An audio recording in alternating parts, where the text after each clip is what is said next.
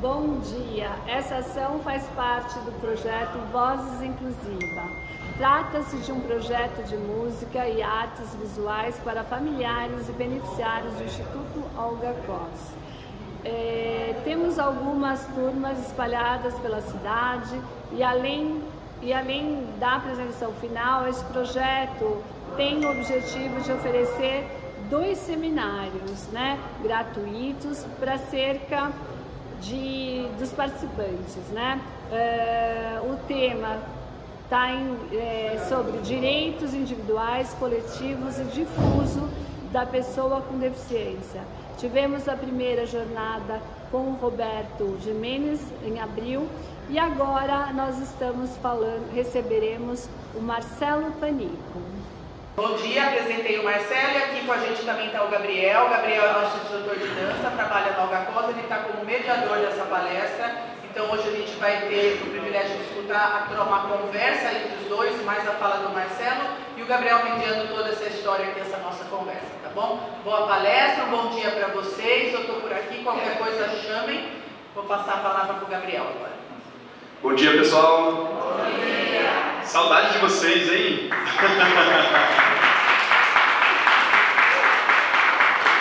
Para informar aqui com o Marcelo, o projeto Vozes Inclusivas, hoje eu não faço parte, como é um projeto de música e artes visuais, hoje eu não integro mais, mas eu iniciei o processo do Vozes Inclusivas aqui na Galeria Unido, então é uma turma que já é familiar para mim. Antes da gente começar, eu vou dar uma contextualizada, uma audiodescrição um pouco aonde nós estamos. Então, essa palestra está acontecendo aqui no Centro de Referência da Dança, no espaço público de dança do estado de São Paulo, que fica no Vale do Anhangabaú.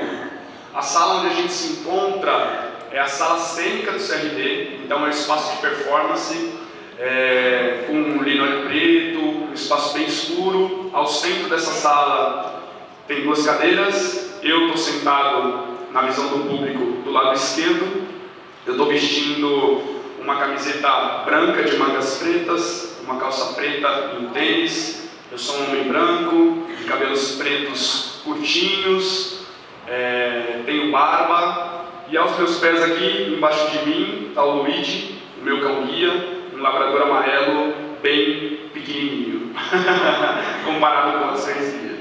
Tá bom? Antes de passar a fala para o Marcelo, a gente vai organizar um pouco essa fala. Eu vou estar aqui trocando um pouco com o Marcelo, mas vai ter um momento mais ao final desse encontro que a gente vai possibilitar um pouco a troca com quem está aqui acompanhando. Então a gente vai abrir um espaço de perguntas, mais no meio para o final. A gente vai deixar o Marcelo discorrer um pouco sobre a vida dele, sobre a atuação dele enquanto profissional que está nessa área jurídica, uma pessoa com deficiência visual, usuária de cão-guia, que é interessante. A gente vai passar por todos esses assuntos, desde as políticas públicas, começando na história pessoal dele, enquanto uma pessoa que se tornou uma pessoa com deficiência. Vocês vão entender isso um pouquinho, como é que foi esse processo pessoal e como isso se tornou também público, tanto no sentido de disseminar um pouco o que é deficiência e as relações das pessoas com deficiência na sociedade, e como as leis federais, as leis regionais, de alguma maneira, que desde a Constituição nos dão suporte para conseguir de alguma maneira ter mais equidade, ter mais direitos igualitários das pessoas com deficiência no Brasil. Tá? Então ele vai passar por história pessoal, falar de políticas públicas, falar sobre capacitismo, falar um pouco sobre cão-guia. Então hoje a gente vai ter uma imersão sobre uma perspectiva do que é ser pessoa com deficiência em São Paulo, no Brasil. Eu vou trocar bastante com ele. Eu, enquanto usuário de cão-guia, estou muito recente. Ele já me falou aqui, já me adiantou que é o 2º cão-guia dele. Então, eu estou aqui efervescendo para fazer um monte de perguntas também. E é isso. Então, o Marcelo, você está com o microfone? Tá bom? Então, ótimo. Já vou passar a fala para o Marcelo. Para iniciar de descrever, e acho que você pode iniciar já falando um pouco da sua trajetória pessoal, enquanto cidadão, e como você se entende enquanto uma pessoa com deficiência nessa sociedade. Acho que a gente pode começar por aí. Sim, obrigado, Gabriel. Me escutam, né? Primeiro, bom dia. Bom dia. Que legal, tomar um café, né? Bom, acho que o microfone está funcionando. Bom dia novamente. Falei fora do microfone, para que as pessoas cegas ou com baixa visão possam entender onde eu estou localizado. Gabriel, eu estou em pé. Aqui eu prefiro falar em pé porque eu sou um pouco agitado. Meu nome é Marcelo Panico. Eu sou advogado, administrador de empresas, pós-graduado em Direito Tributário, pós-graduado em Políticas Públicas aqui pela Fundação Getúlio Vargas, tenho 1,65 m, sou homem branco, calvo, estou vestindo um terno preto, uma camisa branca e uma gravata preta, sou uma audiodescrição, né? Estou também aqui com o Cão Guia, o meu grande parceiro e amigo Woody, RBY Bunny, ele é um cão guia americano, já veio com esse nome, por isso que é difícil.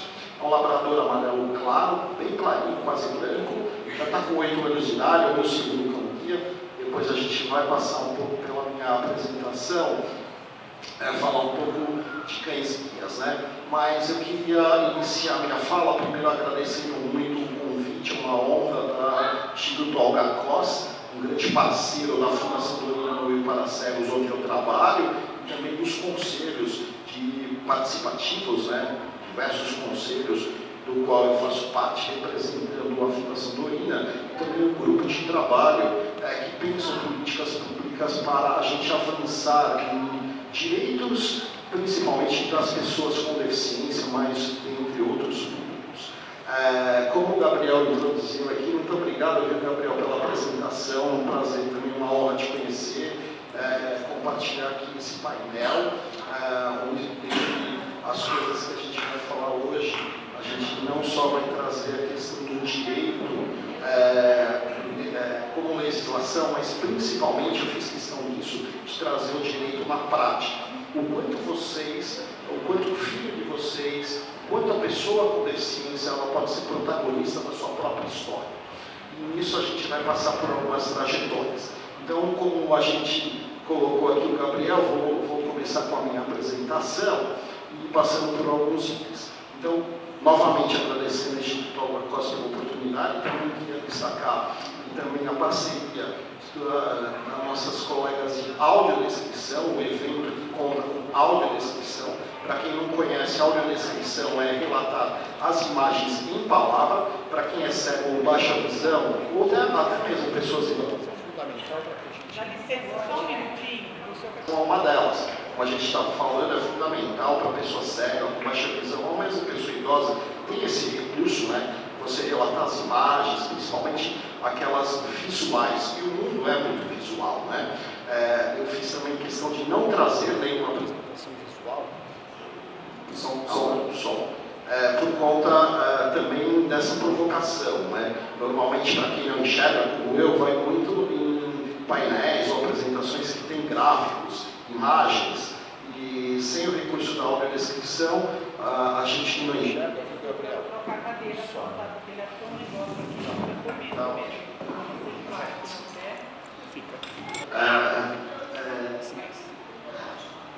Só um minuto que eu estou concentrado. Tudo bem, está tudo certo. Está tranquilo. Então, também eu queria agradecer aqui a nossa tradutora em Libras, né? Porque é fundamental você ter esse recurso para as pessoas que são surdas, né? E possam entender e interagir conosco. Isso também é uma política pública garantida pela LBI, Lei Brasileira de Inclusão, uma das mais modernas leis para pessoas com deficiência do mundo. É uma lei de 2015, é a Lei 13.146, mas infelizmente muito pouco praticada, muito pouco dos seus artigos são regulamentados. E aí a gente vai explicar por que acontece isso. Voltando um pouco para o nosso roteiro, eu perdi a visão com 33 anos de idade, hoje eu tenho 54 anos. Então, há 21 anos atrás, por um problema genético, eu em 3 meses perdi a visão. Então, o meu cérebro ele não consegue identificar o que o meu globo ocular enxerga, como se estivéssemos vendo um circuito, e esse circuito está rompido. Por isso, o meu globo ocular é perfeito. mas as informações que ele processa não chegam ali no cérebro. Então, eu, em 3 meses, tive essa fatalidade, e aí a minha vida ela se transformou. Vocês imaginem que eu nunca usei óculos, nem quando criança, nem quando estudante universitário. Eu dirigia desde os 14 anos, apesar de não poder, mas som, mas diria muitos anos. Alô, som. Quer tocar comigo? Também, não sei, o microfone está falhando, mas acho que ele volta. Também tenho que dizer que eu fui um grande motociclista. Não era motoboy, era motociclista. Tinha uma moto 750, gostava de sair no final de semana. E foi um baque muito grande quando o médico me diagnosticou com a cegueira aos 33 anos. E como eu nunca tinha vivido com pessoas com deficiência, especificamente pessoas cegas, eu achei que sem a visão a pessoa não poderia fazer nada. E é assim que a maioria das pessoas pensam até hoje. Historicamente sempre foi assim, né? Por conta do capacitismo, que a gente também vai falar um pouco aqui. Por não ter convivido com pessoas com deficiência, eu achei que a minha trajetória de vida tinha acabado por ali. Foi um processo de luto, e a palavra é essa, o luto é a perda muito grande, até você processar psicologicamente como você tem que fazer as coisas. Nesse processo é fundamental a participação da família da pessoa com deficiência, a família daquela pessoa que está passando por um momento de vulnerabilidade, para você tentar entender o processo e levantar e seguir a vida. Eu, na época, estava casado, estou casado até hoje com a mesma esposa, e a Mari foi uma grande parceira, apesar de ser 10 anos mais nova do que eu, minha esposa, e a gente teve, na época, eu não sei se foi sorte ou azar. Som. Na época eu achei um pouco de azar, né? Alô, som. Na época eu achei um pouco de azar, logo uns 2 anos depois, que foi um momento que... vamos tocar aqui. Alô, som. Me ouve. Então, na época eu achei uma surpresa muito grande, porque logo eu fiquei nesse grupo por cerca de 2 anos, né? E depois de 2 anos, trancado dentro da minha casa, eu não conseguia achar um banheiro da casa sem esbarrar em alguma coisa, sem cair, não sabia comer sozinho. Foi um momento bem delicado. Esse processo de luto durou 2 anos, sem perspectiva, parei de trabalhar. Dirigir, que eu mencionei aqui, que era uma das coisas que eu mais gostava, tive que parar também. E, por incrível que pareça, uma coisa que eu achei que ia ser ruim naquele momento, porque a gente nunca sabe, ainda mais homem, né? Gabriel, foi foi quando a minha esposa disse que estava grávida da Maria Luísa. Alô? A minha filha, Maria Luísa, hoje com 19 anos, e foi uma surpresa muito grande, porque eu falei, meu Deus do céu, o que eu vou fazer agora, sem chegar já há 2 anos sem poder trabalhar, sem que eu não conseguia cuidar de mim mesmo, cuidar de uma criança que está vindo ao mundo, e eu preciso processar isso. Foi muito interessante, porque eu não curti nenhum momento da gravidez da minha filha, da Malu, né, como a gente... da Malu, como a gente chama, e quando ela nasceu foi incrível, porque quando eu peguei aquele bebezinho no colo, a minha esposa falou, não, você vai ter que me ajudar a cuidar dela, coisas básicas, tipo trocar fralda, colocar um remédio, ficar com ela no colo, porque alguém precisa trabalhar aqui dentro de casa, e você não está podendo agora, então vamos juntos, né? E aquela situação me fez resgatar para que eu pudesse procurar ajuda da assistência social, também ajuda psicológica, novamente, para que a gente pudesse retomar a nossa vida.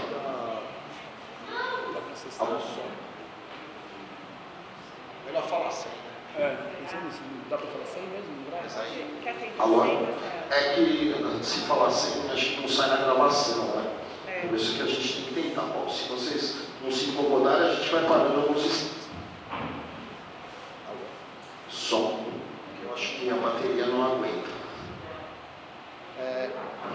Então, retomando, com o nascimento da Malu, eu pude recomeçar minha vida também novamente. E o primeiro caminho foi procurar a OAB de São Paulo.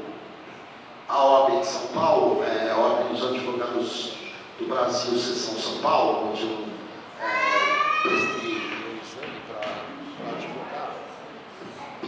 E foi muito interessante que eu procurei a ordem no intuito de devolver a minha carteira de funcional, minha carteira de trabalho, não é bem o termo, a minha ordem, a carteirinha da ordem que os advogados falam.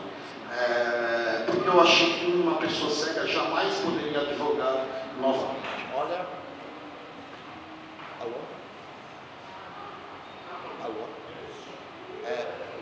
Percebam. Alô? Som. Percebam. Acho que é o som. Percebam, voltou. Percebam o capacitismo que está enraizado em cada um de nós. Marcelo, 2 universidades, administração e direito, uma certa vivência profissional, achou que por ter ficado cego jamais iria exercer a minha função novamente. Ao procurar a OAB de São Paulo, eu achei 2 profissionais, na verdade uma equipe de profissionais maravilhosos, equipe de assistentes sociais, são do serviço social, que geralmente a pessoa acha que o assistente social é aquela pessoa que coloca a gente no cadastro único ou dá a cesta básica quando a gente mais necessita. Muito pelo contrário, uma profissão maravilhosa. Eu costumo comparar com um bombeiro ou um médico, um enfermeiro que resgata a pessoa no momento mais vulnerável, mais necessitado na vida dela. Ela resgata aquela pessoa, entende a história de vida e coloca numa trajetória. E a parte psicológica também, que é fundamental para a gente conversar conosco mesmo, né? E tentar, apesar das dificuldades, a gente seguir a caminhada. Foram mais 2 anos de reabilitação. Graças a isso eu encontrei a Fundação Dona Noel para Cegos, onde eu trabalho hoje, mas na época eu fui atendido lá como cliente. É assim que a gente chama os nossos atendidos, ou os nossos assistidos, como clientes. Primeiro para elevar a autoestima e explicar para a família que eles são clientes. O que é que o senhor necessita aqui? Perdi a visão com uma certa idade, e o braille para mim, o braille, não sei se vocês conhecem, é uma escrita com tato muito específica da pessoa cega. Naquele momento não era tão fundamental, embora hoje, e até hoje, é a única maneira de uma criança ou um adolescente ser alfabetizado ou entender, por exemplo, operações matemáticas, fórmulas de química, para a formação educacional e para a vida, né? O braille é fundamental. O braille foi construído e criado pelo Louis Braille no século XIX, para vocês terem uma ideia. Não era isso que eu precisava. Na época eu precisava de orientação e mobilidade, a gente chama carinhosamente de OM, é aprender a andar com a bengala. Vocês já devem ter visto a pessoa cega com aquela bengala longa, né? Mas também cores de bengalas diferentes, hoje tem isso, a gente vai falar um pouco mais à frente. Isso você aprende numa escola ou com profissionais que te orientam. É fundamental para que você saiba onde você está, para onde você vai, como é que você sai do local, não precisa ficar esbarrando num obstáculo, porque a bengala vai esbarrar na frente. É difícil, é assustador, eu diria, para quem não enxerga, mas é fundamental para que você saia com segurança de casa. Atividades da vida diária, você sabe o que é isso, atividades da vida diária? É você aprender dentro da tua casa, com objetos perigosos para quem não enxerga, para quem não tem alguma deficiência, ou mesmo para idosos atualmente, a você se virar da sua casa com muita segurança, trazendo independência e autonomia. Por exemplo, você vir um café para uma pessoa cega, é complicado, você vai mexer com água fervendo, você vai ligar um forno, você vai ligar um forno, ver se a comida está quente, são todos objetos também importantes, né, como facas, copos, que podem aí trazer perigos. Isso também treinei lá na Fundação Dorina Norumo para Cegos, que há 77 anos, então aí a gente já está indo caminhando para 100 anos, ela faz uma reabilitação para a pessoa que perdeu a visão durante a vida, ou uma habilitação para a pessoa que nasceu cega dentro da área da assistência social. Por isso, na parceria aqui com a Olga Costa, em políticas públicas, para a gente avançar e poder atender um número maior e maior de pessoas. A Fundação Dorina, ela é referência não só no Brasil, mas como fora do Brasil, em 3 pilares. A assistência social, como eu disse, fazendo várias atividades para qualquer idade. Então, esses senhoras ou senhores que chegam muito idosos, que perderam a visão, vocês sabem que 80% das doenças da visão poderiam ser evitadas se tratada com antecedência, por exemplo, diabetes congênita, glaucoma e outras doenças. Então, a gente tem todo esse trabalho preventivo. Mas se a pessoa perdeu a visão, em qualquer idade da sua vida, ela chega lá na fundação e ela, dentro da sua qualidade, dentro daquilo que ela quer buscar, ela vai ter o seu atendimento.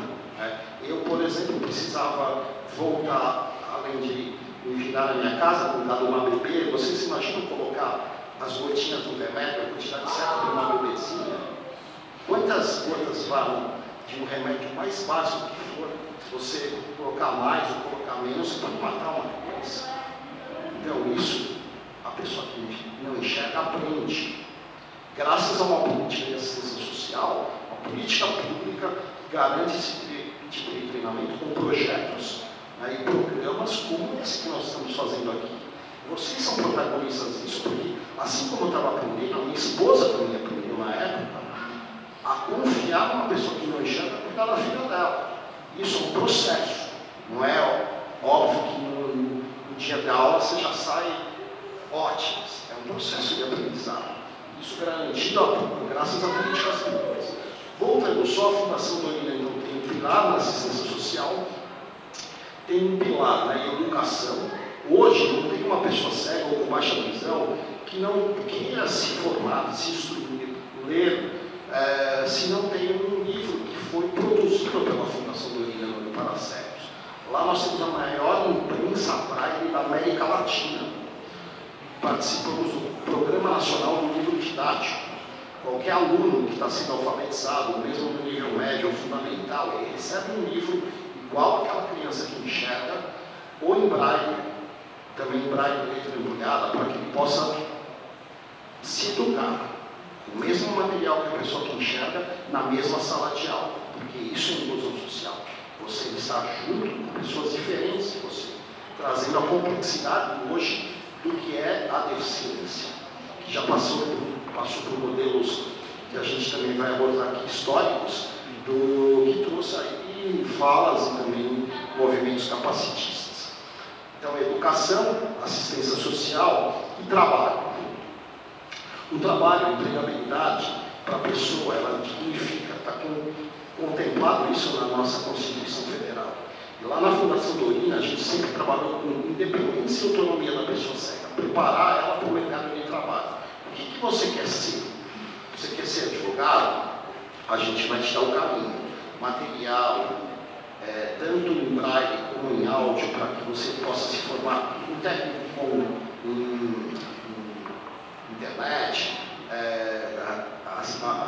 enfim, o que você quiser ser, a Fundação vai te dar essa oportunidade e você tem independência e autonomia. Então, baseado nesses 3 pilares, há 77 anos, hoje eu faço parte da equipe de colaboradores, do time de colaboradores da Fundação Dorina, possibilitando para que as políticas públicas cada vez avancem mais e mais pessoas tenham essa oportunidade que eu tive e tantos outros tiveram. Atendemos criancinhas que nasceram cegas até infinita idade. Nesse sentido, a após essa trajetória, graças a esse braço da empregabilidade, eu voltei ao mercado de trabalho na área jurídica, numa grande empresa de telefonia. Eu vou até falar o nome, porque ela existe, é a Vivo. A Vivo me contratou, graças à Fundação do Rio, esse braço que eu falei para vocês, de empregabilidade, para trabalhar na área jurídica. Mas olha só o capacitismo, é por isso que eu trouxe aqui a prática, para vocês sentirem. Existe uma lei, não sei se vocês conhecem, a Lei 8.213, na verdade o artigo 93, que obriga grandes empresas a contratarem pessoas com deficiência. Isso é uma lei. Essa lei existe desde 1991, para vocês terem uma ideia. Então já passou de 30 anos que existe a lei. Só que na prática é muito complicado, porque pouquíssimas empresas dão oportunidade para pessoas com deficiência trabalharem. É óbvio, aquelas pessoas com deficiência que tenham condição de trabalhar, porque a gente também conhece, depois eu vou conversar com vocês, a respeito de outras políticas públicas voltadas para pessoas com deficiência que são comprometidas e não conseguem voltar no mercado de trabalho.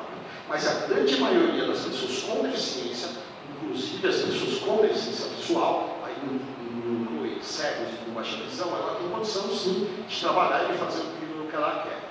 Então, graças à Fundação Dorina, passei por um processo seletivo e o departamento jurídico daquela empresa me contratou para trabalhar na área, mas não como advogado.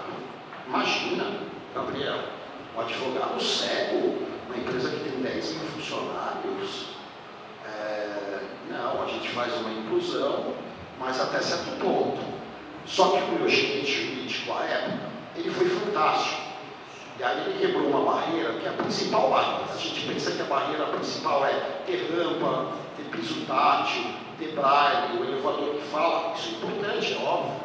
São barreiras arquitetônicas que, se você eliminar, você consegue avançar enquanto independência para a pessoa que não enxerga ou para a pessoa com deficiência que tem algum problema de locomoção. Mas a principal barreira, que é a mais difícil, é a atitude da pessoa.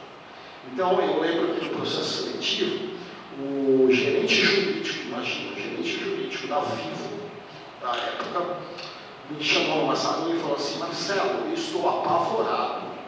Olha só, mano, porque o RH contratou você como assistente jurídico, imagina, não como advogado, para trabalhar conosco aqui na minha área. E eu tenho, é óbvio que cumprir a lei, né? A lei 8.213, a lei de cotas, a famosa lei de cotas. Eu não sei o que dá para você fazer. Na época, para vocês terem uma ideia, ainda estava naquela fase de que os processos jurídicos ainda não eram muito físicos, não era muito papel, muito arquivo impresso. Então vocês imaginam a dificuldade, porque é para uma pessoa cega e para uma pessoa que, infelizmente, eu nunca tinha convivido com uma pessoa com deficiência, diferente dele. Mas ele foi honesto. Ele foi honesto. Ele me chamou e falou assim: Marcelo, eu não sei nada como fazer para uma pessoa cega, mas eu quero aprender com você.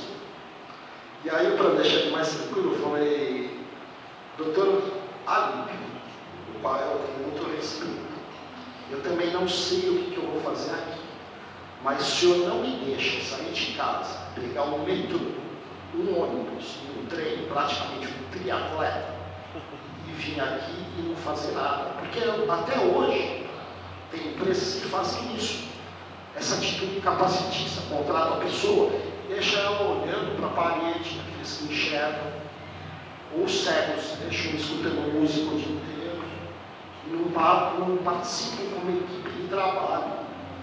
Até antes mesmo da arquitetônica, que é tão importante quanto, a gente consegue perceber um pouco da sua trajetória, quando você trouxe para a gente desde lá da perda da visão, quando você mesmo e muitas pessoas passam por esse processo de luto, e esse luto ele acontece porque você com certeza vai deixar de fazer da mesma maneira aquilo que você vivenciou, no caso do Marcelo, há 33 anos. Então tem ali um rompimento na vida dele com os modos que ele vivenciava a vida. E também esse luto, ele se agrava quando essa pessoa não tem perspectivas de futuro. E é aí que entra o capacitivo, né? E principalmente esse atitudinal. Porque na nossa sociedade é muito comum a gente conseguir criar perspectiva a partir do momento em que a gente está em contextos, né, de pessoas que têm esse estilo de vida, e aí eu vou colocar, né, a deficiência agora mesmo como esse estilo de vida que é pouco emancipado socialmente.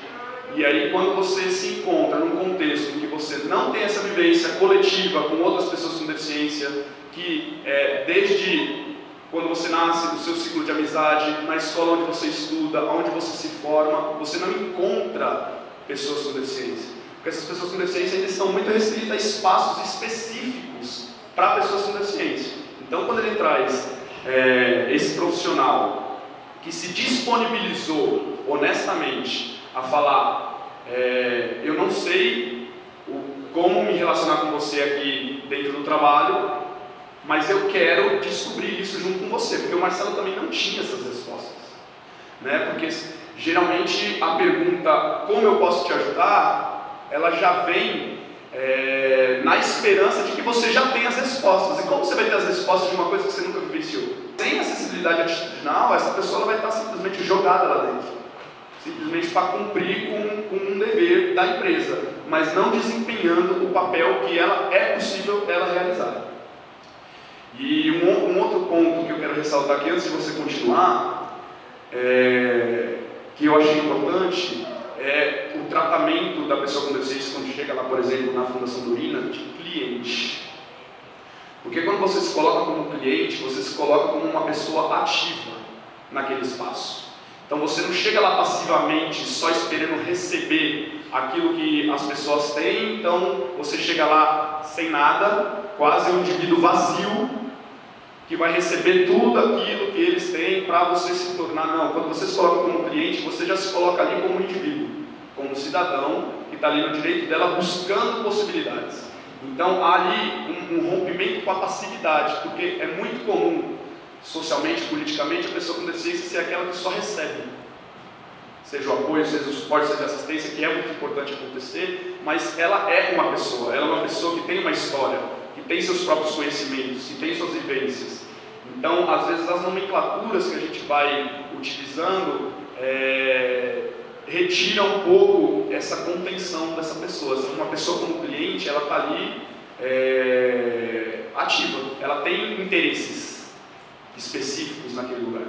Que o Marcelo teve os dele, a partir da vida dele, que ele teve uma filha, que ele teve outra pessoa que vai chegar lá, vão ter outros interesses, né? Então é importante sim a gente entender a pessoa com deficiência, a pessoa com deficiência visual, qualquer deficiência em geral, enquanto indivíduo. Uma pessoa que tem uma história, uma pessoa que tem uma formação, uma pessoa que está buscando uma formação, e é com essa acessibilidade atitudinal que às vezes você não tem os recursos físicos, tecnológicos específicos para aquilo, mas você se disponibiliza a pensar isso junto, a construir isso junto. Existe um momento que a gente precisa adaptar aquilo que já existe para a pessoa com deficiência. Existe um outro momento que a pessoa com deficiência vai estar construindo junto, que eu acho que aí é quando o Marcelo vai chegar, provavelmente no momento em que ele vai se desempenhar enquanto um advogado e não um assistente jurídico. Pode continuar. Obrigado, Gabriel, pelas contribuições. É por aí mesmo. Vocês são protagonistas. O seu filho, a sua filha, vocês pais, amigos, parentes. Quanto mais elas estiverem na sociedade, vocês estando junto dessa outra parte que não conhece, quebrando essas barreiras de atitude, a gente avança enquanto sociedade. É por isso que estamos aqui hoje para tratar sobre isso. Tem que ir além das leis, sempre de uma forma ética, respeitosa, em parceria, se colocando no sentido de sempre contribuir. E é o que o Gabriel traz. No primeiro momento, eu também não sabia das respostas para o meu chefe, como eu poderia voltar ao mercado de trabalho sem a visão. Mas já me coloquei que eu queria contribuir, não só receber muito da empresa. E ele, como um grande gestor de pessoas, inclusive na área jurídica, por isso que essa troca é legal. Ela falou assim: Marcelo, você pode muito contribuir. O que é que você precisa? Eu precisava de um software de voz Semelhante agora que a gente tem nesses celulares, agora você aplica ali acessibilidade, voz, o celular começa a falar, o GPS do carro começa a falar. Na época era no computador, vocês verem, começou a ter um antigo que era DOS-Box, era JAWS, J-A-W-S, que era um sistema super moderno americano, que o sistema falava. A Vivo tinha condição financeira de buscar isso, ela foi atrás, mas primeiro ela quis saber as minhas necessidades enquanto profissional.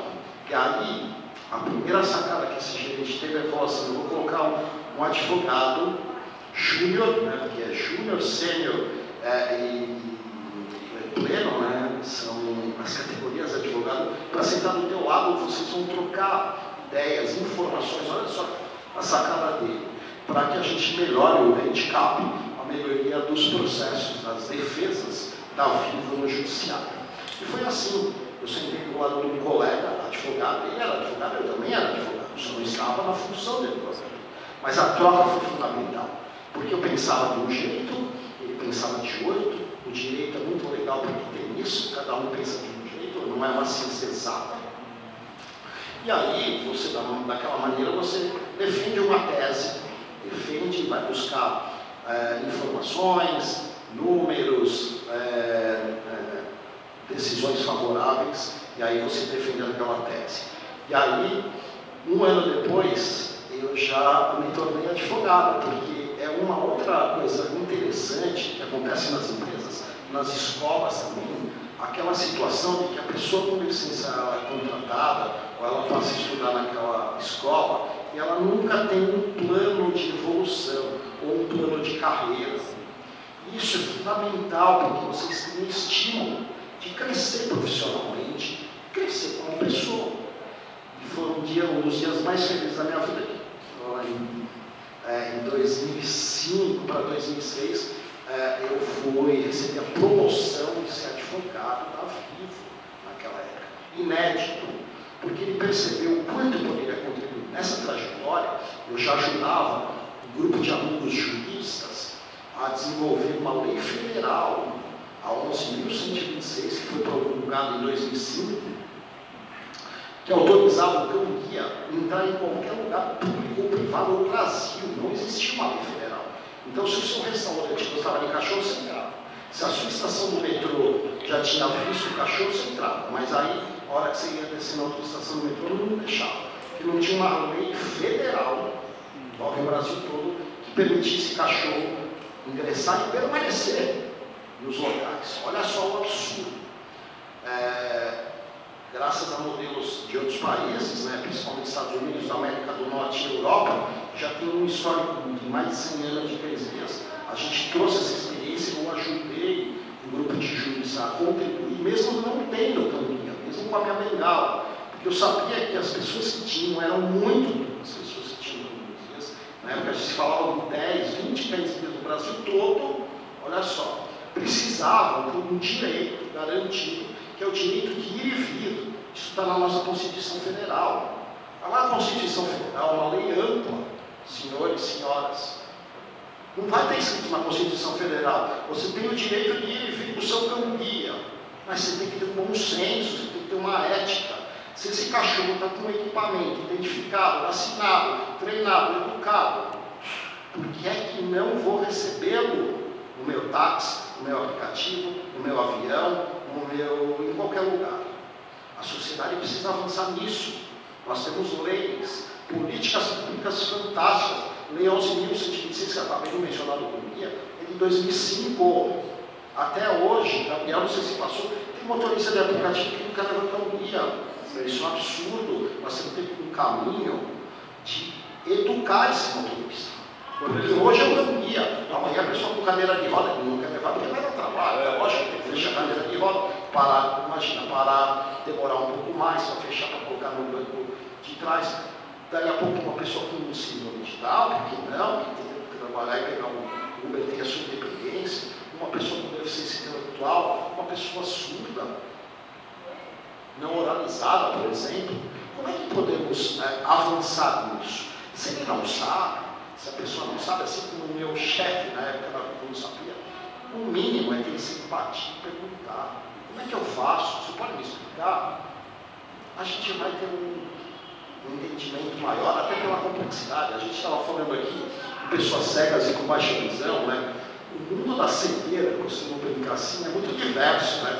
Tem pessoas que enxergam um pouco, tem pessoas que precisam da lâmpada ampliada, tem cego que enxerga muito bem durante o dia, não enxerga nada à noite, é ao contrário. Tem uns que usam óculos escuros, outros que não, que nem eu, que tem o corpo ocular perfeito. Cada um tem a sua especificidade, a complexidade, a diversidade é o que nos une. E esse é o modelo que nós estamos, não só no Brasil, no mundo, trabalhando hoje. Aí a gente entra raça, gênero, tantas outras especificidades, é por isso que a gente evolui.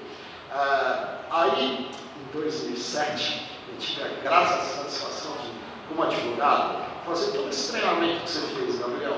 Ficar 30 dias fora, conhecer o meu cão-guia, era um labrador preto, chamava Harley. O Harley, meu primeiro cão-guia, voltei para o Brasil e era mais difícil ainda, porque eu tinha que falar inglês com o cachorro, não sabia nada de inglês, foi bem complexo. Mas o cão-guia, ele não só te traz independência e autonomia, mas ele te traz muita inclusão social. O que é inclusão social? Não é a sua deficiência chegar na frente de qualquer coisa. Eu lembro que, antes de eu ter o cão-guia com a bengala, meia dúzia de colegas advogados da sessão me conheciam. Quando eu cheguei com o cão-guia, circulou para 10 mil pessoas na empresa: olha, está chegando o cão-guia, não pode brincar, não pode dar comida, tinham várias regras, mas todos vieram falar comigo, Gabriel. 10 mil pessoas vieram falar comigo: parabéns, que comportamento do cachorro, que legal, que bonito, olha, eu tenho igual, como ele chama, tá vendo? Vão quebrando barreiras, não é a cegueira que chega na frente. Foi assim, dentro da empresa com 10 mil pessoas, dentro do Tribunal de Justiça, dentro do Tribunal do Trabalho. Não sei se vocês conhecem na Rui Barbosa, que é um prédio que tem 96 varas do trabalho. Você vê como ele inclui socialmente. Então, a partir dali, eu vou dizer que eu fiquei famoso, não, eu era o Patipote, que era o ator principal, era o meu cão-guia Harley, eram pouquíssimos na época, a gente já tinha aumentado um pouco mais, se falava em cerca de 40, 50 cases. Fui convidado pelo mesmo chefe que saiu meu filho e foi para uma empresa que chamava Nextel Telecomunicações, uma empresa americana. Não sei se vocês lembram, era um ratinho antes do WhatsApp, que a gente fala aí do 5G, né? A gente falava com o ratinho da Nextel. Eu fui convidado a seguir com a equipe dele para desenvolver um trabalho na área jurídica lá, por onde fiquei nessa área de telecomunicações de 2005 até 2018, onde a Nextel teve uma reestruturação e foi vendida para Claro Telecomunicações e o departamento jurídico foi terceirizado. Eu voltei ao mercado de trabalho e, dentre as oportunidades que me surgiram, foi o convite da Fundação do Mineiro para Cegos para trabalhar numa área jurídica, mas muito relacionada a relações institucionais, uma área chamada advocacy. Não sei se você conhece, mas é uma palavra inglesa, não tem uma tradução ao pé da letra, mas é como se fosse você trabalhar no lobby, mas é um lobby bem, relações institucionais com políticas públicas.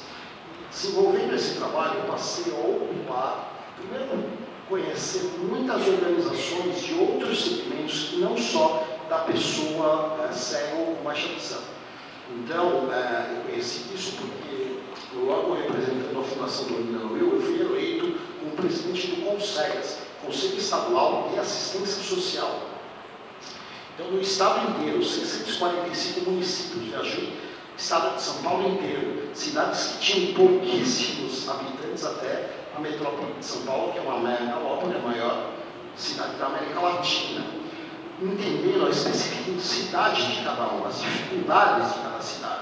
Então, por exemplo, aqui mesmo em São Paulo, a gente tem problemas de moradores em situação de rua, e tem outros extremos que tem um problema de acessibilidade com ruas, rampas, etc.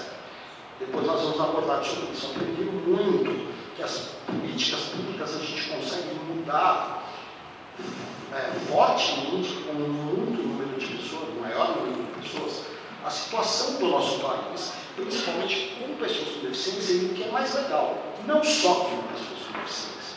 Aí eu aprendi a trabalhar. Som, o morador em situação de rua, mulher em extrema vulnerabilidade, raça,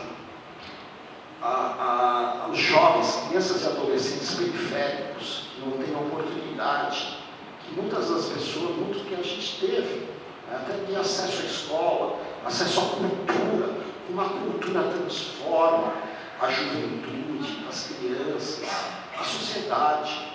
Foi maravilhoso, eu estou adorando porque eu pude contribuir com a minha experiência jurídica para essas políticas públicas, no intuito de melhorar. Então, fui por 2 vezes presidente do Conselho Estadual, circulei aos 645 municípios aqui no estado de São Paulo. Atualmente, eu sou vice-presidente do COMAS, o Conselho Municipal de Assistência Social. O COMAS, para vocês terem uma ideia, é um conselho paritário entre representantes do poder público e representantes da sociedade civil. Hoje, a presidência está com o poder público da Secretaria de Desenvolvimento Social. São 9 conselheiros titulares da sociedade civil e 9 do governo. Esses 9 conselheiros do governo, eles estão em todas as secretarias. Então, Secretaria de Educação, de Cultura, Desenvolvimento Social, Direitos Humanos, Fazenda, todas as secretarias. Então, eles têm condição de entender o que a sociedade civil, eu como Fundação Dorina, cego, posso contribuir para a melhoria dessas políticas públicas. Aí tem várias resoluções, decretos que a gente está aqui para contribuir nisso atualmente. Semana passada, na verdade, durante esses últimos 15 dias, nós, do COMAS São Paulo, corremos, modo de falar, a gente participou de 32 conferências regionais. Porque, não sei se vocês sabem, a cidade de São Paulo é dividida em 32 subdistritos. Subdistritos que juntam 2, 3, 4, 5 bairros num subdistrito. Nós fizemos isso nas 32 conferências regionais, falando com mais de 8.000 pessoas sobre assistência social, o quanto elas poderiam ajudar estudando essas pessoas, o quanto elas poderiam ajudar dentro da sua região, porque nós levamos um retrato, uma vigilância socioassistencial daquela região. Então, eu estive numa região, por exemplo, Vila Mariana, onde a incidência de idosos é altíssima. É um bairro muito antigo, tem muitas casas, tem pessoas idosas que moram ali. A gente levou um retrato. O que eles precisam lá? Um equipamento, um serviço. Para esse público, que é a maioria. Também na Vila Mariana, nós temos uma incidência muito grande de organizações que trabalham com crianças e adolescentes com deficiência. Então, nós temos lá o GRAAC, tem a Fundação Dorina, tem a DERDI, que trabalha com surdos, não é? Tem várias organizações. Precisaríamos melhorar, por exemplo, a acessibilidade. Você chegar no metrô de Santa Cruz, por exemplo, até a Fundação Dorina, com uma calçada acessível. O que é uma calçada acessível? Pelo menos não tem um buraco. O piso tátil, né? Não sei se vocês conhecem, aquele piso que tem um caminhozinho, já é um plus a mais. A gente conseguiu isso no projeto do decreto das calçadas do falecido prefeito Bruno Covas, né? Agora o prefeito Ricardo Lucas, estive com ele no sábado, pedindo para que a gente foque. Não entendi. Eu já vou para a gente fazer um bate-papo, concluindo aqui. O que acontece? Pedindo ao prefeito para que foque na escuta do que essas regionais trouxeram. E lá como COMAS, lembra que eu falei, potencializando as políticas públicas, escutando, porque nada melhor do que um lugar, até conversei com o Gabriel aqui, eu tive em Perus, eu nunca tinha ido, que riqueza de informação, tive lá no céu de Perus, um local maravilhoso. Aquilo precisava ser multiplicado, reverberado, trazer a comunidade para participar disso. E é isso que vocês estão fazendo aqui hoje. Vocês têm que multiplicar essa informação que políticas públicas leis a gente tem. Lembra lá que eu mencionei da LBI? A LBI é uma lei, a 13.146, 2015. Então você pesquisa aí no Google, como a lei é maravilhosa. Se a gente implantar tudo que está escrito ali, a pessoa com deficiência vai dar um salto histórico de acessibilidade, de inclusão, independência, maravilhosa. Só que poucos regulamentos ali, artigos são praticados, regulamentados. Começa pelo artigo 2º. O artigo 2º da lei, eu não vou ler aqui completo, mas ele diz assim, Gabriel, a pessoa com deficiência, ela tem que ser avaliada para a gente ter aí um laudo, se a pessoa é ou não pessoa com deficiência, o grau da pessoa com deficiência, através de uma avaliação biopsicossocial. O que é isso? São vários profissionais, psicólogos, médicos e também assistente social, avaliando aquela pessoa dentro da sua especificidade. Já é um grande modelo de avanço. Porque hoje, infelizmente até hoje, a gente tem só o parâmetro médico, que o CID fala, a classificação de doenças. Então quer dizer que a pessoa ela vai ser classificada como doença? Não. Ela tem que ser classificada como a sua funcionalidade. O que ela pode contribuir? Qual é a sua função nisso? Isso vai afetar várias coisas, desde o acesso a benefícios sociais, porque também a pessoa com deficiência ela tem que fazer a contrapartida. Lembra que a gente falou? Direitos e deveres. Também, como toda pessoa, a gente tem que ter deveres, aqueles que podem contribuir, trabalhar, acrescentar, que não são tão comprometidos, eles precisam participar disso. Né? E a avaliação biopsicossocial, artigo 2º da LDB, é fundamental ser regulamentado. Até hoje não foi. 2015 nós estamos indo para 24, já vai para 9, 10 anos. Precisamos avançar nessa matéria. Aí vem um capítulo lá perto do artigo 70, vem a partir, só um minuto, só para falar desse artigo aqui. Perfeito. De comunicação. Olha, a comunicação é fundamental. A sociedade só evolui através de comunicação.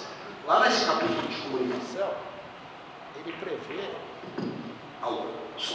ela prevê tudo isso que a gente está fazendo aqui hoje. A descrição, Libras, a televisão aberta ter ali esse recurso, não é mesmo? Acesso ao braille, acesso a livros em áudio, que é os audiolivros para as pessoas que não enxergam, vários tipos de comunicação.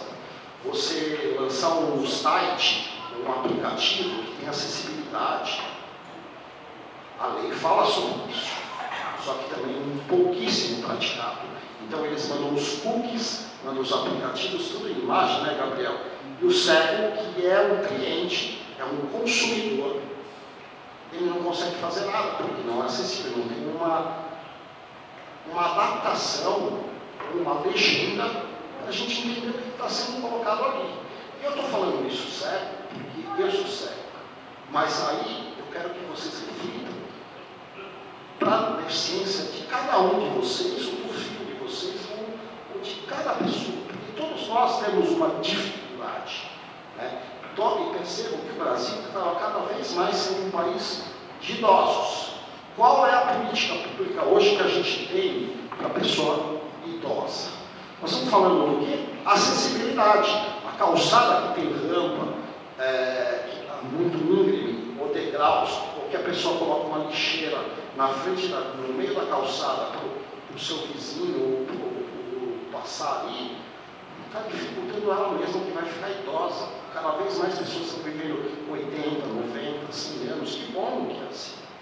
A gente precisa se preparar para isso. E é isso que a gente está fazendo aqui hoje. Vou passar aqui para o Gabriel para tomar uma água, e a gente vai avançando um pouquinho, até por conta do tempo que eu me perdi no horário, Gabriel, você vai me posicionando. Até para dar oportunidade para vocês perguntarem também. E também falar do RUD, né? Do vídeo aqui, que são os nossos presidentes atuais. Por favor, já vou introduzi-los. Bom, muito interessante que você trouxe o artigo 2º, que fala um pouco sobre essa análise biopsicossocial da pessoa com deficiência, que vai entender essa pessoa na sua inteireza, na sua integridade. Não vai se restringir ao aspecto. É muito comum hoje, como o Marcelo trouxe para a gente só ter a perspectiva biomédica. né? Já tem vários modelos da deficiência no Brasil, modelo biomédico, modelo social, modelo histórico-cultural, que avançou um pouco sobre esse entendimento da pessoa com deficiência. Quando você entende uma pessoa com deficiência só a partir do CID, né, aquele diagnóstico, aquela numeração lá que vai falar, você quase coloca aquela pessoa como uma doença que está andando pela rua. E quando isso acontece, você vai criando imaginários sobre essa pessoa, né? Então, uma pessoa, aí é onde é muito comum, né, todas as pessoas com deficiência passar pelo estereótipo do coitado, pelo estereótipo ali da tragédia. Ela só é entendida como uma pessoa que tem falhas, né, que não consegue desempenhar como deveria desempenhar, entre aspas, e como isso sempre traz esse estereótipo sempre negativo, sempre muito negativo. Então, por exemplo, provavelmente o Marcelo deve ter passado por isso, eu também passei, que eu, né, tenho uma realidade que eu nasci enxergando 100%, fui perdendo a visualidade por conta de uma doença degenerativa. Chegou um momento em que eu não queria ser identificado como uma pessoa com deficiência, né? Diferente do Marcelo, que ele, de uma hora para outra, assim, radicalmente já se tornou uma pessoa cega, eu fui perdendo essa visão. Então eu passei por momentos da minha vida de negação.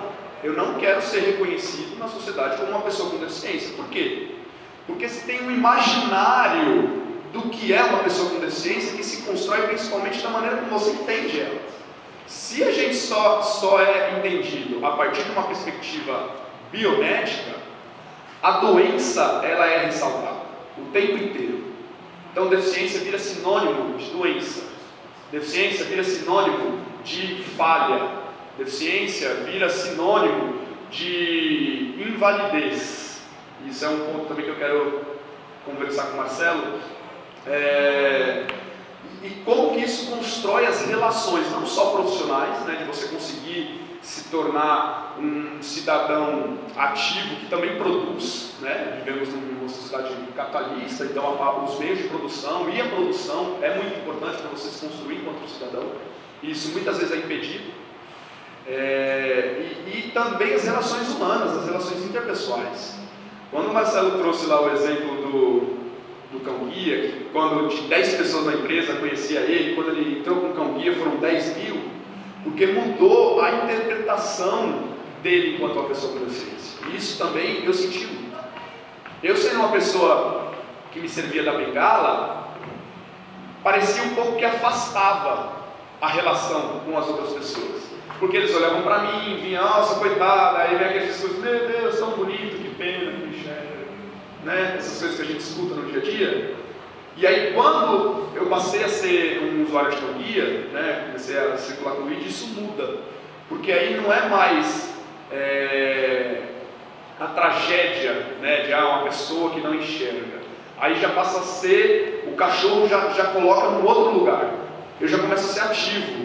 Olha só como que aquela pessoa consegue se virar como cachorro, entendeu? E aí já muda a perspectiva. Então é muito importante a gente conhecer a LBI, a jurisdição mesmo, que nos assegura muitas coisas, por mais que ainda não existe uma regulamentação, a implementação ainda está muito, de alguma maneira, inicial, mas, né, quando a gente pensa em Brasil, a gente fala que o Brasil tem muitas questões, mas a lei, né, o que está na Constituição brasileira é um dos mais avançados assim, de modelos. A gente tem que buscar mais essa regulamentação e essa implementação, justamente para mudar a maneira como a sociedade entende uma pessoa com deficiência. Deficiência vai deixar de ser só perspectiva biomédica, que é a doença, e vai mesmo passar a ser um estilo de vida. E quando eu falo estilo de vida, é pessoas que vivenciam o mundo de uma maneira diferente, uma maneira que não é tão divulgada aí no dia a dia. Tá ótimo. Então, não é tão divulgado. Então essas perguntas surgem mesmo. Nossa, eu como sendo cego, como é que eu vou fazer para ir daqui até a saída, se eu não conheço o lugar? Como é que eu vou fazer para dar comida para o meu filho? Como é que eu vou fazer para trocar? Essas perguntas elas surgem justamente porque existe um entendimento só da falha, da falta. mas não se tem uma perspectiva de possibilidades. Quais são as outras possibilidades que essa pessoa que ele enxerga, essa pessoa que ele escuta, essa pessoa que se desloca não com as pernas, se relaciona com o mundo? Então, quando a gente, por exemplo, quando ele fala desse artigo 2º, que é uma avaliação, uma análise biopsicossocial, a gente tira só do corpo, que é a doença, que é a patologia, e a gente começa a colocar outras questões ali em voga. O espaço que ela vivencia, de alguma maneira, dá suporte para ela? Onde ela mora? Como é que é aquela realidade? Como é que é aquele bairro? Qual é a escola que essa pessoa... quais são as questões psicológicas e emocionais? Então a gente começa a entender esse indivíduo na sua inteireza. E isso emancipa muito a maneira como a gente se posiciona e a maneira como a gente é interpretada na sociedade. Então isso é muito importante. A lei nos garante isso. Mas como que a gente agora, a partir dela, consegue nos servir também e de alguma maneira fazer uma implementação mais bem efetiva dela. Isso. Bom, obrigado, Gabriel, novamente pela ajuda. É nesse sentido mesmo. O Brasil tem uma das leis mais modernas e avançadas de inclusão do mundo. Muito graças à nossa Constituição Cidadã. Ela traz conceitos como dignidade humana, igualdade. Isso tudo a gente traz na LBI também, já vindo com os tratados que o Brasil se comprometeu, né, como a Convenção da ONU. A Convenção da ONU, ela traz aqueles modelos vindo do final da Segunda Guerra Mundial, onde o soldado ele voltava muitas vezes com deficiência, né, para casa, e a sociedade passou a entender que ela precisava estar junto com ele para ele prosseguir a vida dele. Afinal de contas, ele não é um herói de guerra, né? E esse modelo que o nosso país está alicerçado, então a gente tem muita segurança jurídica. E a prática que eu peço, que o Gabriel também falou, cabe a gente fazer dentro da nossa casa, dentro das nossas atitudes, né? Eu vou citar eles exemplos, por exemplo, a lei garante você ter uma vaga de estacionamento para pessoa com deficiência, idoso, em supermercado, em shoppings, etc. Mas será que a gente pratica isso com ética, com respeito ao próximo? Eu sou cego, eu consigo andar, ou eu estou com minha esposa que enxerga o cão guia, eu não preciso parar numa dessas vagas, porque teoricamente a gente tem que entender que tem uma pessoa que precisa mais do que eu, que tem uma locomoção física, que ela precisa parar mais perto. Então lá na nossa casa a gente pratica, não, vamos parar na vaga que não é da pessoa com deficiência.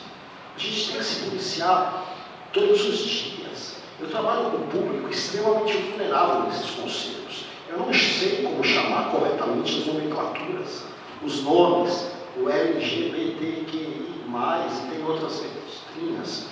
Eu tenho muito respeito pelas pessoas. Eu estou lá aprendendo e colocando à disposição para que elas me ensinem a falar isso.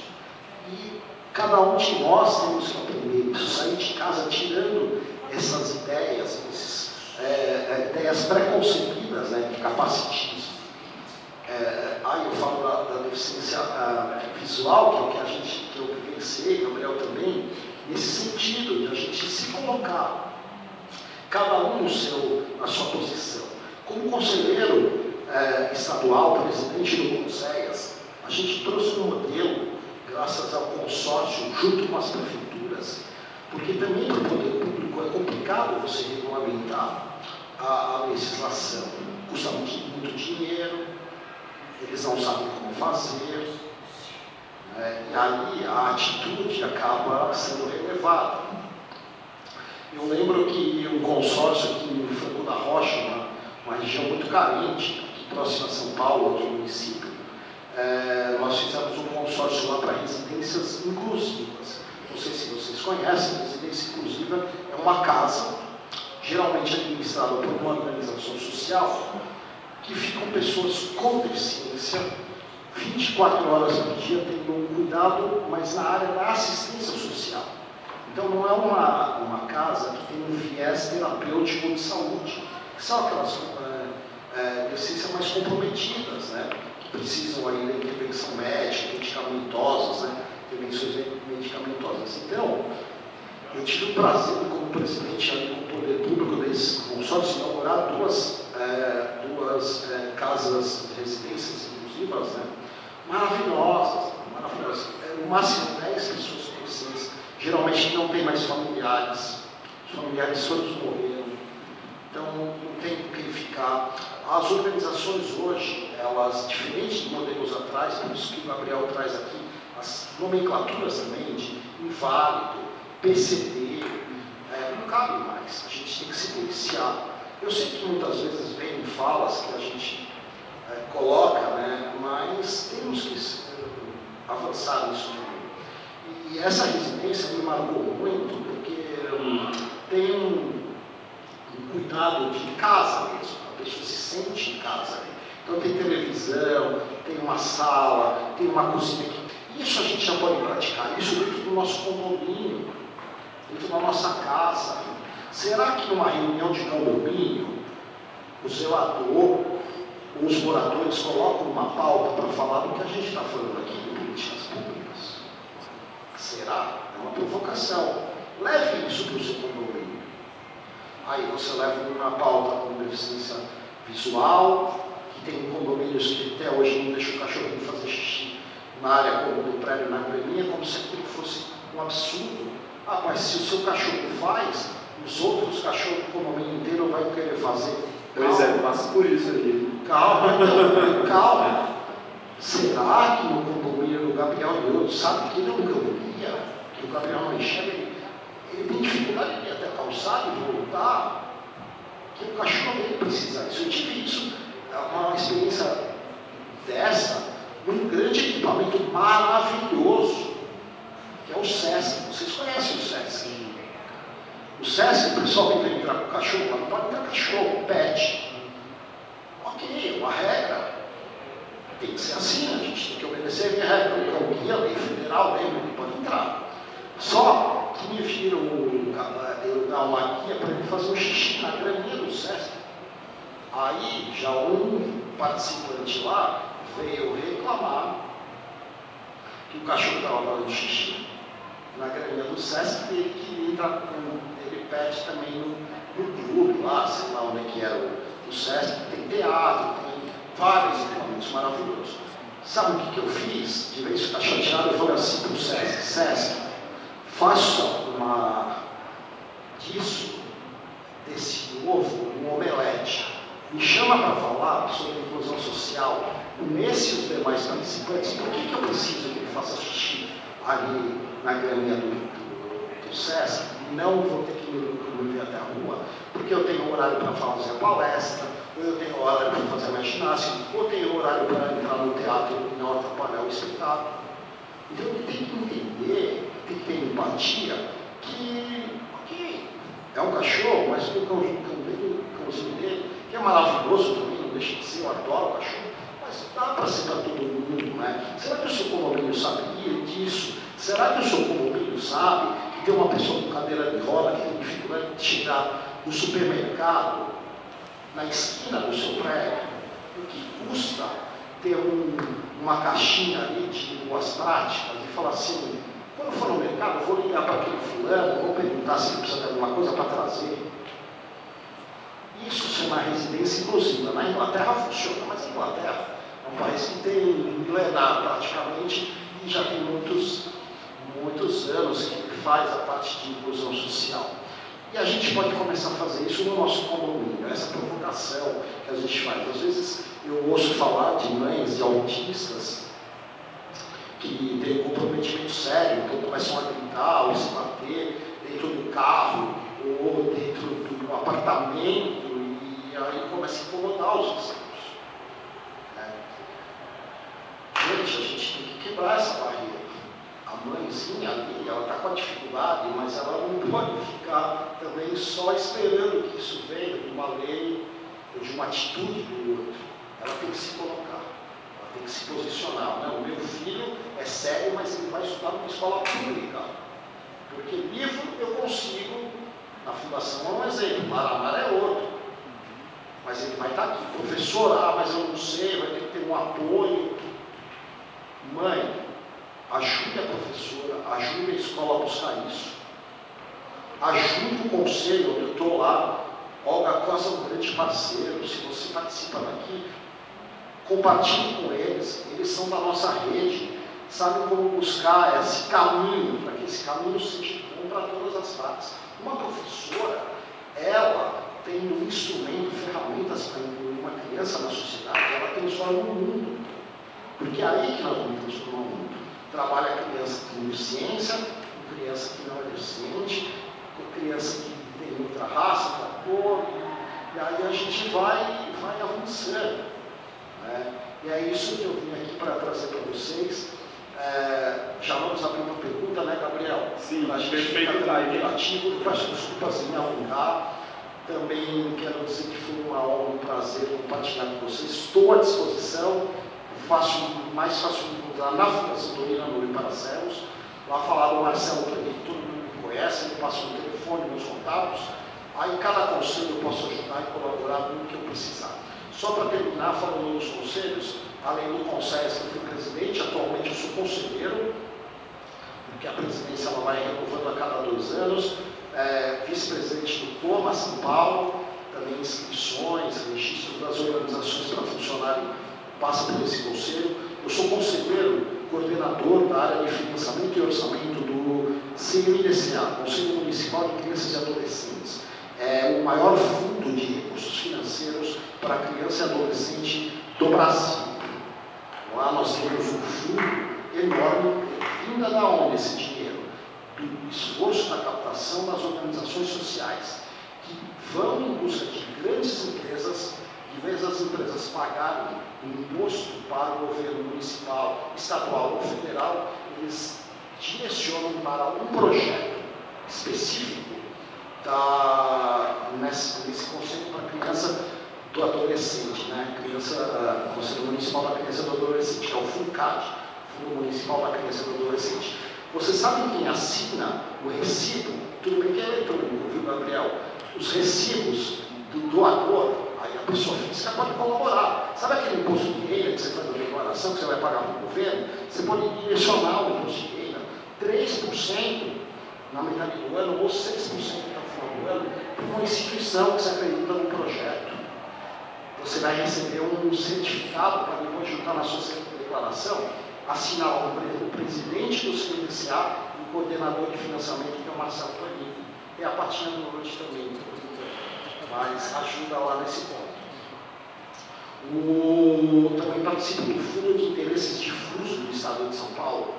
Esse fundo, ele recebe multas do Tribunal de Justiça, então grandes empresas, grandes pessoas físicas recebem multa do judiciário. Esse recurso vai para o fundo, e esse fundo ele abre edital. O edital tem projetos, as organizações, prefeituras se inscrevem, porque é um fundo estadual. Está no guarda-chuva da Justiça e Cidadania, né? E a gente passa esse recurso para os editais. Nesse edital de 2021, eu fiz questão de ter um requisito fundamental para participar, ter a acessibilidade para a pessoa com deficiência. Acessibilidade.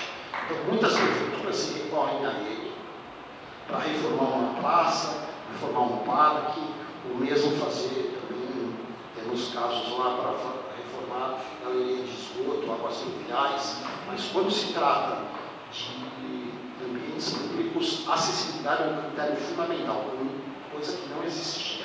Graças à minha contribuição, parceria de vocês, a gente consegue avançar nessa área. Está no edital contemplado no 21, agora no 23 nós vamos lançar, já é requisito número 1. Também sou delegado nacional da ONCB, Organização Nacional de Cegos do Brasil, aí já tratando mais da questão visual, né, importante, porque a gente interage com deputados, senadores, o presidente da República no sentido da pessoa com deficiência visual, né. Também procuro colaborar na área jurídica com CONANDA, CONAD, que são conselhos nacionais da criança e do adolescente, também das pessoas com deficiência. É isso, foi um prazer. Obrigado. E vamos às perguntas, Gabriel. Vamos lá. Maravilha, perfeito time. Marcelo, muito obrigado. Salva de palmas.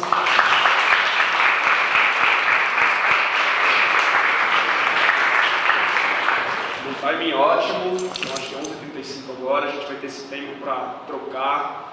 Achei ótima a maneira como ele encerrou a fala dele, um pouco nos colocando nesse lugar de mobilização, porque a lei está aí para nos dar suporte, para nos garantir, mas como que a gente consegue nos mobilizar, principalmente nesses espaços, essas micro-revoluções, dentro da nossa casa, dentro do nosso condomínio, como a gente se mobiliza com a força que a lei está por trás da gente ali para conseguir, de alguma maneira, transformar essa sociedade, para a gente conseguir evoluir em uma perspectiva mais realmente integrativa, mais inclusiva.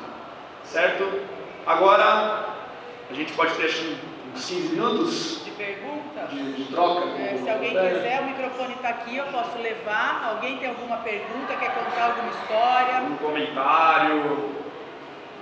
Estamos abertos. Marcelo, quer aceitar uma água? Não, estou bem agora.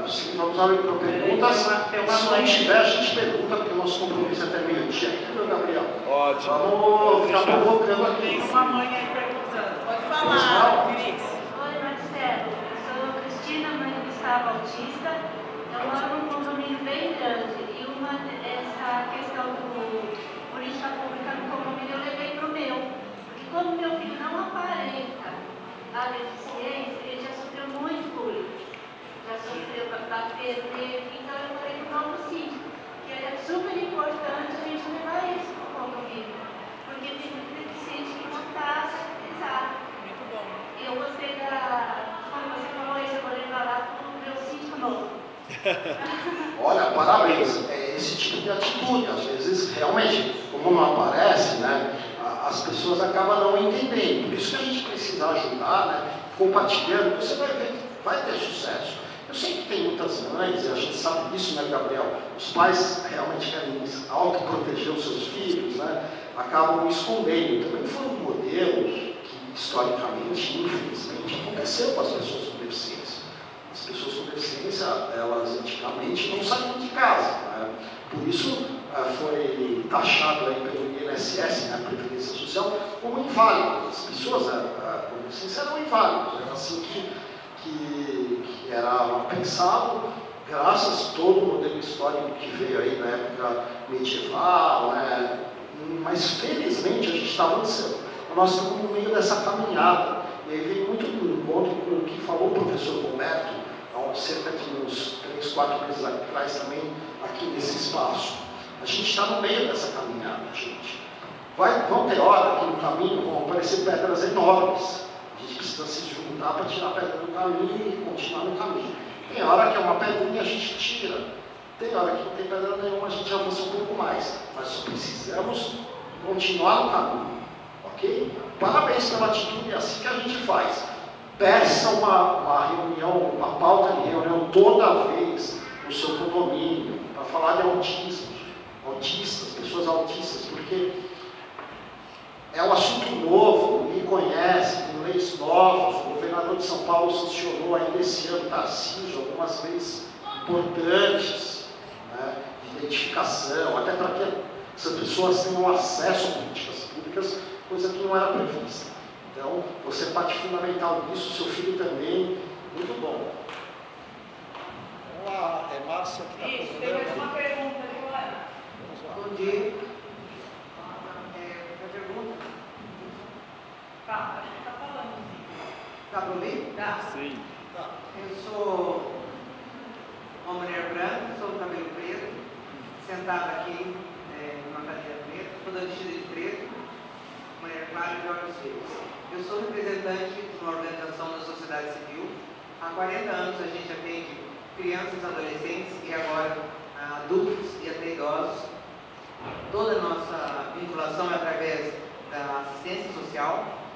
E o que a gente vê é assim, a evolução, ela acontece, mas eu me pergunto às vezes, como gerente de um serviço, que busca, por exemplo, junto ao FUNCAD, eu fiz vários projetos que foram aceitos até um determinado momento, em que eu recebi do próprio fundo de que ele se repetia.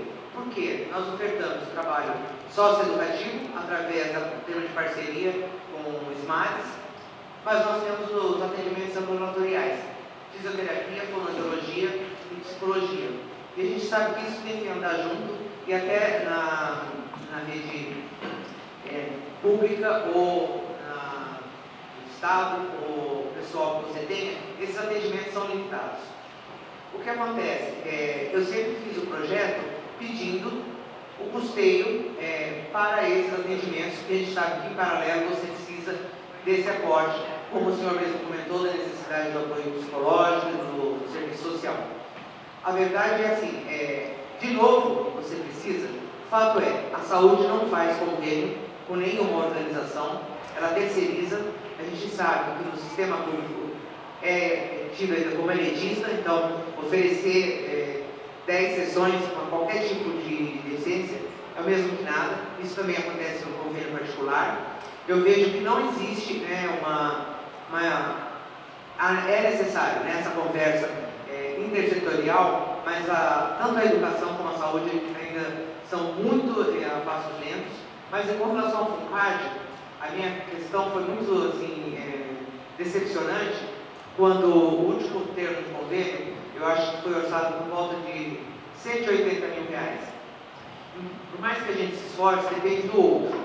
E nós trabalhamos com a defesa intelectual e múltipla com comorbidades. Então são casos muito graves, casos de muitas pessoas que não reúnem condições, e isso não é uma ideia de capacitismo, mas é real, pelas comorbidades que a gente tem. O Instituto está lá e vê a gravidade dos casos que a gente tem, que são invisíveis ainda pela sociedade. Eu fiz esse projeto e nós conseguimos arrecadar 49% do valor. E aí, é pouco, mas já ajudaria. E a resposta é de que estava uma cláusula do convênio, de que se o senhor não atinge 50% do valor do projeto, ele é destinado ao fundo. Ok, que é a pergunta que eu fiz, e o fundo se destina a quê? Ajudar organizações que necessitam. E a minha questão então foi, por que será que eu estou fazendo um projeto se eu não necessito? Então eu acabei sendo uma grande doadora, e assim, não sei hoje, realmente não sei, porque foi muito frustrante. Fazer um projeto não é fácil, ainda mais quando você insiste e você persiste na necessidade desses atendimentos ambulatoriais. Então o que a gente tem é uma dificuldade muito grande. Eu queria saber como o senhor vê, se ainda é dessa forma, e se não tem como rever, né? Porque naquela época o fundo ele é 1 ano para você captar, mas ele é disponibilizado para as organizações quadrimestralmente. A prestação de contas ela é feita, e hoje, em 2023, eu estou recebendo relatórios e demandas do FUNCAD para que faça a prestação de contas de um projeto de mais de 15 anos, porque não foi publicada a finalização no Diário Oficial da União. Isso nunca nos foi informado. Muito obrigado. Acho que podemos responder, né? Bom, eu me coloco à disposição, porque é um tema bem complexo, bem polêmico, né? O que eu tenho que dizer para você, que é da organização social, realmente a gente precisa avançar muito, não só nesse fundo como outros. Primeiro, a capacitação no sentido de orientação para os conselheiros, o que uma organização social, aí a sua pode ser um exemplo como tantas outras, faz a diferença dentro de uma cidade tão complexa como a de São Paulo, né? Porque nós estamos falando do CMDCA. Infelizmente ainda é assim, por conta de uma resolução, é a 133, que diz que a organização apresentando um projeto, ela precisa, e apta para captar, ela precisa captar até 50,5% do valor do projeto. Abaixo disso, o valor vai para o fundo. Eu tenho relatos que isso não é o ideal, por isso a sua participação não desista. Eu sei que dá vontade de desistir. Muitas vezes eu quis fazer isso, embora tenha recém começado nesse trabalho, em 18. Mas se a gente fizer esse movimento de provocar o porquê, mostrar a importância da sua organização, convencer os conselheiros, você tenha certeza que a sociedade civil tem como provocar colocar o poder público, que muitos deles não conhecem o trabalho da criança e do adolescente, que a tua organização faz, o que a minha organização faz e o que várias fazem. E aí que a gente tem que insistir, embora da dificuldade. Só para também não me alongar, me coloco à disposição. Eu provoquei esse ano, só estou há 2 anos no conselho. Meu mandato encerra agora em dezembro de 23, uma reformulação da 133, da resolução 133, que fala sobre isso. E aí a sua contribuição seria fundamental para me ajudar a mexer nisso. Né? Porque senão vão para 4 conselheiros locais, que é a Comissão de Políticas Públicas que vota, sendo que 2 do governo, 2 da sociedade civil, 2 do governo já vão no sentido que o ECA diz que precisa ter projetos renovadores, por isso que eles querem que você mude toda hora o projeto, mas se não tem ninguém para fazer o que você faz, como é que você vai renovar? Você tem projetos continuados, então passa pela capacitação que eu te falei. Por isso que eu preciso da tua ajuda. Só a última coisa, no COMAS tem uma resolução que é a 1080, que vai regular o fluxo de entrada de registros e inscrições das organizações. Está em consulta pública. Entra lá no site do COMAS, tem um caminho super fácil para você dar a sua contribuição. E no CNPCA também tem a 133, e no COMAS a tipificação 46. Consulta pública, vai até o dia 17, vai até essa semana. O que é a tipificação? Todos esses profissionais que você falou, que a assistência social não contempla. Senhores, a saúde e a educação no Brasil ela é garantida pela Constituição Federal. Ela tem muito dinheiro nessa situação. Políticas. A assistência social, infelizmente, ela não tem recurso garantido na Constituição. Então é a mais pobrezinha das políticas públicas. Então a gente tem que avançar e batalhar muito, e com recurso você consegue avançar nisso. Só também para dizer que tem alguns projetos classificados, alguns projetos que não precisam captar. Mas esses projetos são muito temáticos, muito específicos, e aí você retira o dinheiro do fundo para uma organização que sequer vai ter condição de captar 10% do valor. Entendeu? É isso, estou à disposição para te ajudar e colocar também em rede de organizações que se ajudam mutuamente para não chegar nesse ponto de bater na trave e o dinheiro ir para o recurso. É óbvio que o dinheiro do fundo está contribuindo para uma outra instituição importante, mas você fez um grande trabalho e faz também, deveria ficar com ele. Ok? Obrigado, estou à disposição. Vamos lá, Márcia.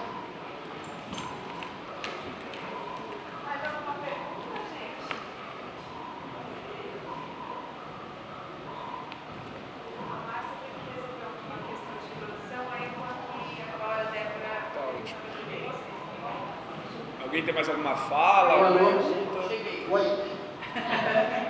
Uma correria aqui. Encerramos, Marcelo? Não, Tem mais não sei. alguma pergunta? Algum questionamento? Acho que é isso. É isso, né?